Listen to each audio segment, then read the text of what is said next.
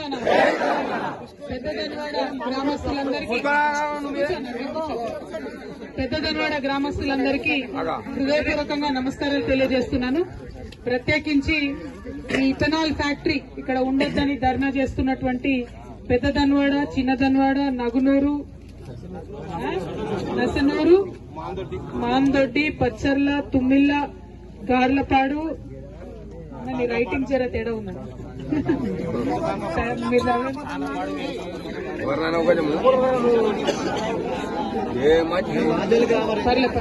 చుట్టూ 12 గ్రామాలకు సంబంధించినటువంటి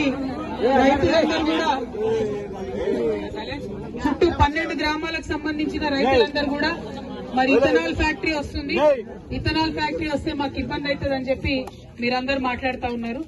నేను కూడా సంపూర్ణంగా సమ్మతిస్తా ఉన్నా మీ మాటలతో. ఎందుకోసం అంటే నేను ఇక్కడికి వచ్చేంత వరకు కూడా నిర్ణయించుకోలేదు.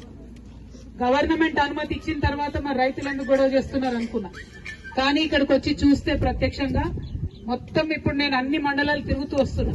మొత్తం చుట్టూ పంట పొలాలు, పచ్చని పొలాలు. ఇంకొకటి పక్కనే ఆర్డీఎస్ కెనాల్ ఉందంటే ఈ కంపెనీ తీసుకున్న వాళ్ళ కుట్ర, ప్రభుత్వం కుట్ర ఏముంటదంటే ఇవాళ మనం అనుమతిస్తే కంపెనీ పెడతారు, కానీ రేపు పొద్దున వ్యర్థాలు ఏమున్నా కూడా ఆర్డీఎస్ లకే ఇచ్చి పెడతారు. అదే అసలు ఆలోచన, అంతకుమించి ఇంకోటి లేదు. మోసం చేసి మీ దగ్గర కంపెనీ కోసం అని చెప్పకుండా కొన్నారంటేనే దాని వెనకాలేదో దోకా ఉందని అర్థం. మరి బీఆర్ఎస్ గవర్నమెంట్ లో ఇచ్చినా తప్పే, కాంగ్రెస్ గవర్నమెంట్ లో ఇచ్చినా తప్పే. తప్పే ఒప్పే అవుతుంది ఎన్నటికైనా ప్రపంచంలో. బీఆర్ఎస్ గవర్నమెంట్ లో ఇచ్చి ఉంటే, మిస్టేక్ జరిగి ఉంటే ఖచ్చితంగా అది రద్దయ్యేంత వరకు కూడా మీతో పాటు కలిసి నేను కొట్లాడతా అని. ఎందుకంటే అక్కడ హైదరాబాద్ లో ఉన్నటువంటి ఆఫీసర్లు మరి ఇక్కడికి వచ్చి సైట్ చూడకుండా, ఈ పొలాలు చూడకుండా, ఈ కాలువ చూడకుండా ఎట్లా అనుమతి ఇచ్చిరో నాకు తెలియదు. నేను ఒకటే మీకు గ్యారంటీ ఇస్తా ఉన్నా, ఇక్కడ ఎట్టి పరిస్థితులలో అది రానిచ్చేది లేదు. చూడంగానే కుట్ర అర్థమవుతుంది. ఇంకొక మాట, మోసం చేసి 3 చేతులు మారి భూమి చేజిక్కించుకున్నారని చెప్తా ఉన్నారు. రెండవది మరి హక్కుభుక్తంగా ఇక్కడ మా భూములు మేము కాపాడుకోవాలి, చుట్టూ దళితుల భూములు ఉన్నాయి 157 ఎకరాలని చెప్తున్నారు, కాపాడుకోవాలి అని అడిగితే మీ మీదనే ఉల్టా లాఠీ చార్జ్ చేసిందంటే ఎంత లెక్కలేని తనము, ఎంత బలుపు, ఎంత అధికార దాహం అన్నటువంటిది మనకు అర్థమైతా ఉన్నది. ప్రభుత్వం ఏ ప్రభుత్వం అయినా సరే లాఠీ చార్జ్ అన్నది కరెక్ట్ కాదు. ప్రజల మీద, రైతుల మీద పిలిచి మీకు సంజాయించాలి, చెప్పాలి ఏం జరుగుతుందని, చర్చలకు పిలవాలి. అవసరం అంటే కలెక్టర్ గారు రావాలి, ఇంకోళ్ళు రావాలి. ఎవరు రాకుండా పోలీసుల జులుంతోని మరి ఏదో మిమ్మల్ని ఆపుతామంటే కుదరదు. ఇది ఎడ్డిగుడ్డి తెలంగాణ కాదు, అన్ని తెలిసిన తెలంగాణ. ఇప్పుడు అంతకుముందు లాగా లేదు. మనం తెచ్చుకున్నాం తెలంగాణ కొట్లాడి, ఇదే పోలీసు వాళ్లకు ఎదురొడ్డే కొట్లాడి తెచ్చుకున్నాం తెలంగాణ. తెచ్చుకున్న వాళ్ళ మీ కంపెనీ రద్దు చేయడం పెద్ద లెక్క కాదు. కాబట్టి ఖచ్చితంగా ఈ కంపెనీ రద్దు చేయడానికి శాయశక్తుల మీ సోదరిగా, మీ చెల్లెగా, మీ అక్కగా మీతో పాటు నేను కలిసి నడుస్తా అని చెప్తున్నా. నిజం కూడా తమ్ముడు రంజిత్ చెప్తే నేను అనుకున్నా మరి ఏం చూడకుండా ఎందుకు అనుమతిస్తారు తమ్ముడు అని అంటే, లేదక్క ఇది అన్యాయం ఉన్నది, వాళ్ళు తెలియకుండానే కొన్నారు. 1, 2 పక్కకే కాలు ఉంది. ఇది నిజంగా ఏ ఆఫీసర్ చూసినా కూడా ఒప్పుకోదు. ఒప్పుకున్నాడు ఆఫీసర్ అంటే మాత్రం కరెక్ట్ కాదు. అదే మరి నది తుంగభద్ర నది ఓ పక్కన, కాబట్టి దీన్ని ఒప్పుకునేదే లేదు. 2 సేమ్ ఇదే విషయం నారాయణపేటలో కూడా చేస్తున్నారు వాళ్ళు. కృష్ణా నది ఒడ్డునే నారాయణపేటలో కూడా ఇదే ప్రయత్నం చేస్తున్నారు. అంటే ఎక్కడ నదులుంటే అక్కడ పెట్టాలి. కంపెనీలు రావద్దని నేను అంటలేదు, కంపెనీలు రావాలి, పిల్లలకు ఉద్యోగాలు రావాలి, కరెక్టే. ఎక్కడ పెట్టాలి కంపెనీల కోసం ప్రత్యేకంగా రెడ్ జోన్ మార్క్ చేసిన ఏరియాస్ చాలా ఉన్నాయి, అక్కడ పెట్టుకోవాలి.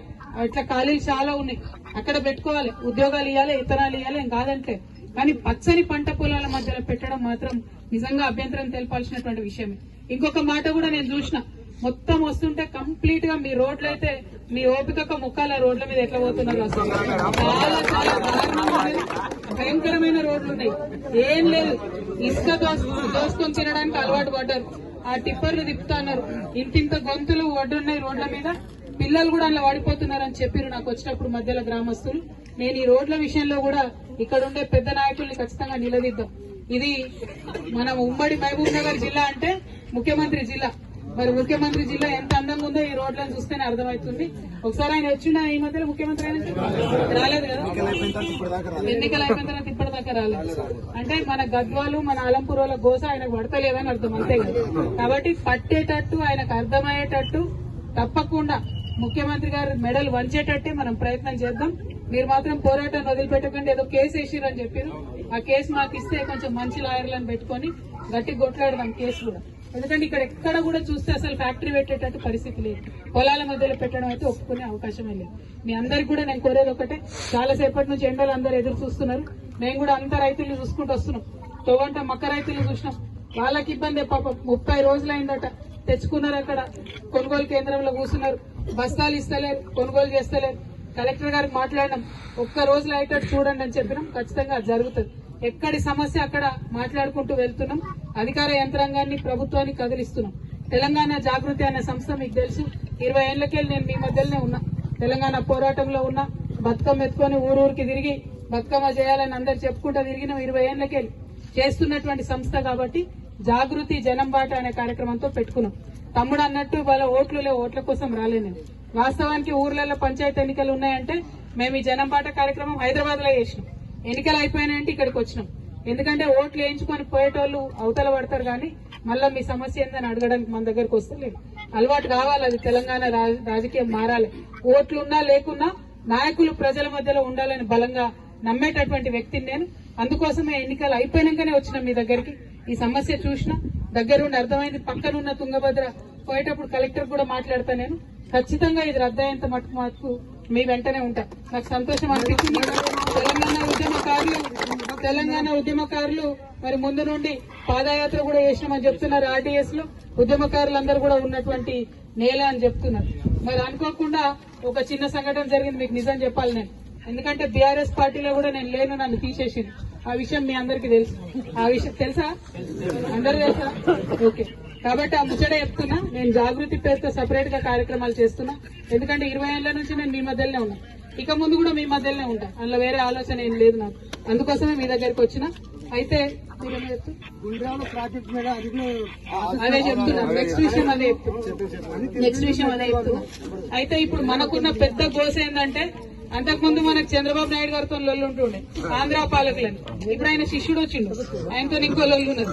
పక్కనే, అవునా కదా, పక్కనే కర్నూలులో ప్రాజెక్టు కోసం మళ్లీ మన దగ్గర భూములు తీసుకునే ప్రయత్నం చేస్తున్నారు. దానికి కూడా ఎట్టి పరిస్థితుల్లో ఒప్పుకోదు. అప్పుడంటే ఉమ్మడి ఆంధ్రప్రదేశ్ ఉన్నప్పుడు కంప్లీట్ గా ముంపు మన దగ్గర, నీళ్లు వాళ్ళకన్నట్టు అన్ని చోట్ల వేసారు. ఇప్పుడు కూడా అదే వేస్తామంటే చూస్తూ ఊరుకునే ప్రసక్తే లేదు.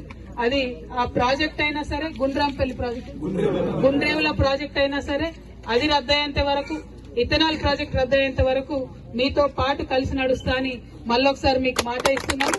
Thank you. జై తెలంగాణ, జై తెలంగాణ, జై జాగృతి.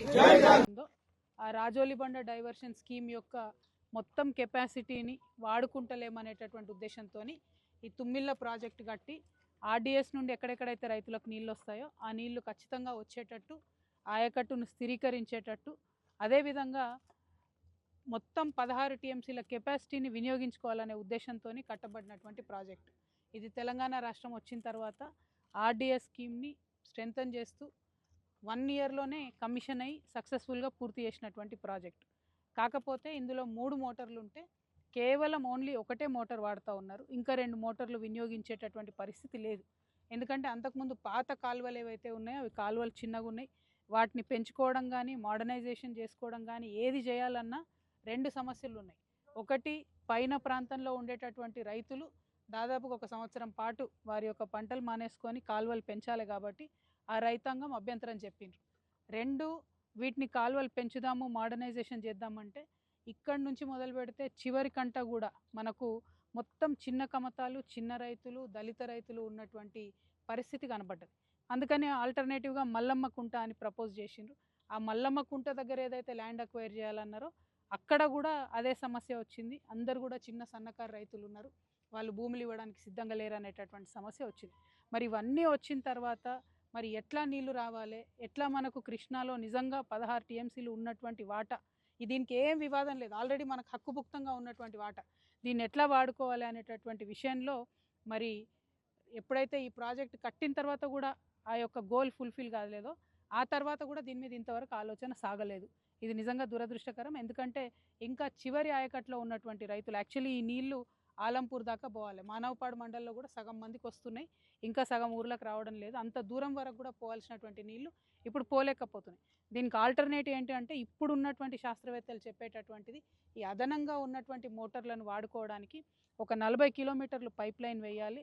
ఇందులోంచి పంపు చేసిన నీళ్లు డైరెక్ట్గా పైప్ లైన్ ద్వారా తీసుకెళ్ళి చాలా ముందుకు తీసుకెళ్ళి అదే ఆర్డీఎస్ కెనాల్లో వదిలేసినట్టయితే చివరికంటా పోతాయని అన్నారు. కాకపోతే దీంట్లో సమస్యలు ఏంటి మళ్ళీ అంటే ఆ పైప్ లైన్ వేయడానికి కొంత ల్యాండ్ అక్విజిషన్ ఉంటుంది, కొంత ఇది కాస్ట్లీ వ్యవహారం అవుతుంది, ప్లస్ ఒక చోట నేషనల్ హైవే కూడా దాటాల్సినటువంటి సందర్భం వస్తుంది. సో ఇవన్నీ ఉన్నప్పటికీ మరి రైతులకు నీళ్ళెట్లా అనే విషయం మీద మాత్రం శ్రద్ధ ప్రభుత్వాలు పెట్టడం లేదు. ఆనాడు బీఆర్ఎస్ ప్రభుత్వం ఇది కట్టిన తర్వాత అంటే హాఫ్ కెపాసిటీ కూడా వాడుకోలేకపోయినాం కాబట్టి మరి ఎట్లా ఫుల్ఫిల్ చేయాలన్న దాని మీద మాత్రం ఇంతవరకు ఎవరు కూడా ముందడుగేయలేదు. కాంగ్రెస్ పార్టీ వచ్చి 2 సంవత్సరాలు అవుతుంది, వాళ్ళైతే కనీసం కూడా శ్రద్ధ పెట్టి మరి ఇప్పుడు ఉన్నాయి కూడా వస్తున్నాయా వస్తలేవా అనే ఆలోచనలో లేరు. ఎందుకంటే తొవ్వంట రైతులను కలుసుకుంటూ వస్తున్నాం, మక్క రైతులు ఇబ్బందులలో ఉన్నారు, వాళ్ళ ఎక్కడ కూడా కొనలేదు. మేము వస్తా కలెక్టర్తో కూడా మాట్లాడినాం, 30 రోజుల నుంచి రైతులు ఇక్కడ పడిగాపులు కాస్తూ ఉన్నారు, మీరు ఎందుకేం చేస్తలేరు అని చెప్పి కలెక్టర్ గారితో కూడా మాట్లాడినాం. వెంటనే దయచేసి కొనుగోలు కేంద్రాలలో సౌకర్యాలు కల్పించండి, కొనండి మక్క అని కూడా చెప్పడం జరిగింది. మరి జిల్లా యంత్రాంగం కదులుతుందని చెప్పి నేను ఆశాభావాన్ని వ్యక్తం చేస్తూ ఉన్నాను. అట్లనే వస్తుంటే ఇంకా అనేకమైన ఇష్యూస్ ఎక్కడ చూసినా నీటి సమస్యనే రైతులు చెప్తా ఉన్నారు. కాబట్టి ప్రభుత్వాలు శ్రద్ధ పెట్టి దీని మీద మరి దీనికి ఒక పరిష్కార మార్గం కనుక్కోవాలని చెప్పి నేను డిమాండ్ చేస్తూ ఉన్నాను. ఆనాడు తెలంగాణ ఉద్యమానికన్నా ముందు ఆర్డీఎస్ పేరుతోనే ఇక్కడంతా కూడా కేసీఆర్ గారు పాదయాత్ర చేసి తెలంగాణ వాదాన్ని ముందుకు తీసుకెళ్ళిండ్రు. ఆ తర్వాత తెలంగాణ ఉద్యమ సందర్భంలో ఆర్డీఎస్కి నేను కూడా వెళ్ళి చూసి ఖచ్చితంగా ఫైట్ చేస్తామని చెప్పినాం.